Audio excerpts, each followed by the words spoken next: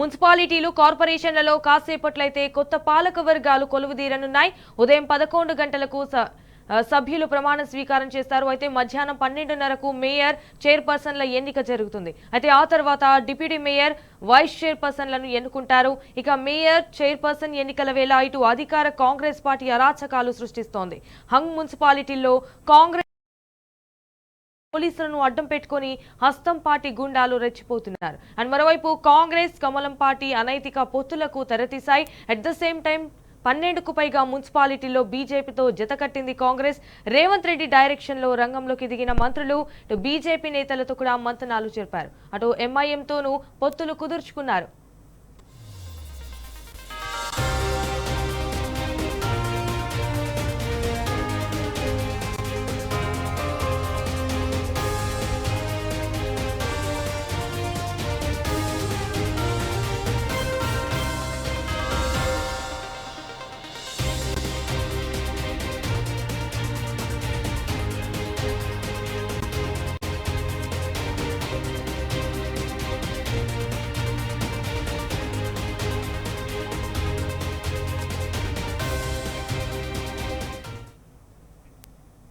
So right, ఇక ఇదే విషయానికి సంబంధించి మరిన్ని డీటెయిల్స్ మా ప్రతినిధి లివిల్ రెడ్డి ఫోన్ ఇన్ ద్వారా అందిస్తారు. రైట్ లివిల్ రెడ్డి, చెప్పండి, ఇటు మున్సిపాలిటీలు అలాగే కార్పొరేషన్లలో కాసేపట్లయితే కొత్త పాలక వర్గాలు కొలువదీరనున్నాయి. దీనికి సంబంధించిన అప్డేట్స్ ఏంటి?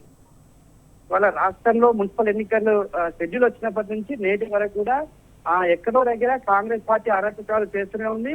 అధికారము అడ్డు పెట్టుకొని పోలీసులను తొత్తులుగా వాడుకొని వాళ్ళ బీఆర్ఎస్ పార్టీని ఇతర పార్టీలను ఇబ్బంది పెట్టే ప్రయత్నం చేస్తూనే ఉంది. ప్రధానంగా మొన్న జరిగిన ఎన్నికల్లో పూర్తిగా ఏకపక్షంగా నిర్ణయం ఇవ్వకపోవడంతో పూర్తిగా ప్రధాన ప్రతిపక్ష పార్టీ అయిన బీఆర్ఎస్ పార్టీకి ప్రజలు బ్రహ్మరథం పట్టడంతో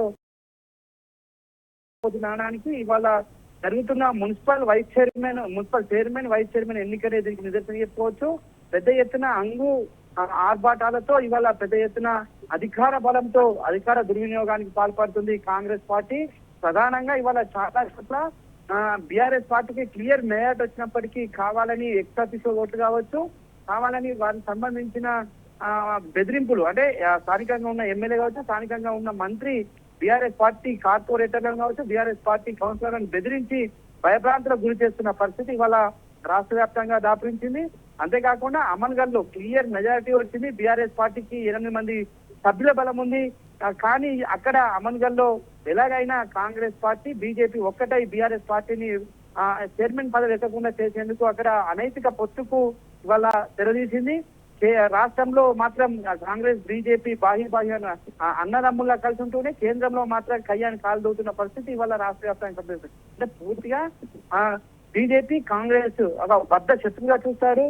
ఇవాళ రాహుల్ గాంధీకి అటు పార్లమెంట్ లో మోడీకి పెద్ద ఎత్తున యుద్ధమే జరుగుతుంది. కానీ ఇక్కడ రాష్ట్రంలో మాత్రం కాంగ్రెస్ ఇటు బీజేపీ రెండు ఒక చేతి ఇళ్లలాగానే వాళ్ళ వ్యవహరిస్తున్న తీరు యావత్ తెలంగాణ సమాజం అంతా చూస్తుంది.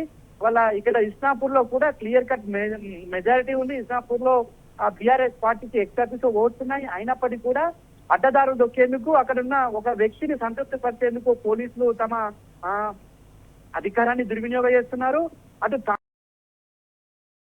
కొనసాగుతుంది. తాండూరులో స్వయంగా కౌంటింగ్ జరుగుతుంటే ఒక ఎమ్మెల్యే కౌంటింగ్ హాల్లోకి వెళ్ళి హడావిడి చేసిన దాన్ని అక్కడ ఉన్న స్థానికంగా ఉన్న మాజీ ఎమ్మెల్యే పైలట్ రోహిత్ రెడ్డి అడ్డుకునే ప్రయత్నం చేసి వాళ్ళ పైలట్ రోహిత్ రెడ్డిపై అడ్డమైన కేసులు పెట్టి ఇరికించే ప్రయత్నం చేస్తున్నారు. నిన్న వారి ఇంటికి వెళ్ళి అంగడంగరించిన పరిస్థితి ఇవాళ అక్కడ మరోపక్క పరిగి సైతం ఇదే తరహా ఉంది.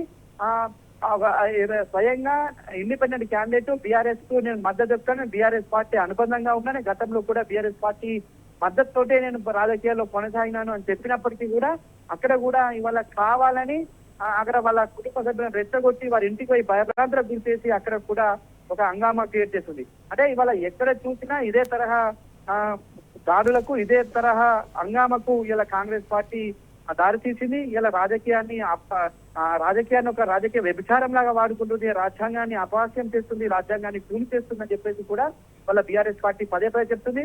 స్వయంగా పోలీసులే వాళ్ళ గెలిచిన బీఆర్ఎస్ కార్పొరేటర్లను కావచ్చు, బీఆర్ఎస్ కౌన్సిలర్లను కావచ్చు, బీఆర్ఎస్ సంబంధించిన మద్దతుదారులను వారి వాహనాల్లో వాళ్ళ అక్కడికి వెళ్ళి తరలించే ప్రయత్నం చేస్తారంటే పోలీసులు పూర్తిగా కాంగ్రెస్ కు తొట్టుగా పోలీసులు పూర్తిగా ఇవాళ కాంగ్రెస్ కార్యకర్తల వ్యవహరిస్తున్న తీరు ఇవాళ తెలంగాణ సమాజం అంతా చూస్తుంది.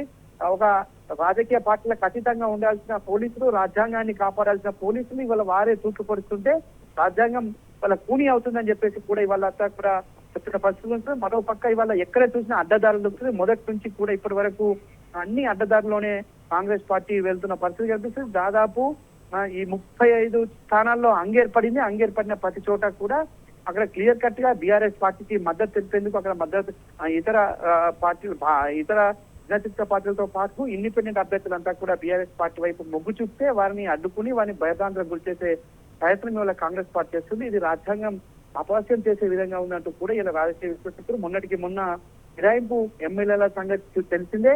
ఒకవైపు పార్టీ మారిన 10 మంది ఎమ్మెల్యేలు క్లీన్ చిట్ ఇచ్చి వాళ్ళు పార్టీ మారలేదని స్పీకర్ నిర్ణయం ఇచ్చారు. అంటే పూర్తిగా ఇవాళ కాంగ్రెస్ పార్టీ వచ్చిన తర్వాత రాజ్యాంగం విలువలన్నీ కూడా మంటగలిసిపోయాయి. రాజ్యాంగం అంతా కూడా వాళ్ళ అపహాస్యం అవుతుంది అనడానికి నిదర్శనం. వాళ్ళ ఎన్ని కుట్రలు చేసినా కుతంత్రాలు చేసినా మున్సిపల్ చైర్మన్ల పీఠాలు, వైస్ చైర్మన్ల పీఠాలు కాంగ్రెస్ పార్టీ దక్కించుకుంటుందేమో కానీ ప్రజల గుండెల్లో మాత్రం బీఆర్ఎస్ పార్టీ స్థానం పైనంగా ఉందంటూ కూడా వాళ్ళు చెప్తున్న పరిస్థితి. ఆల్ రైట్ లివిల్, thank you for the updates.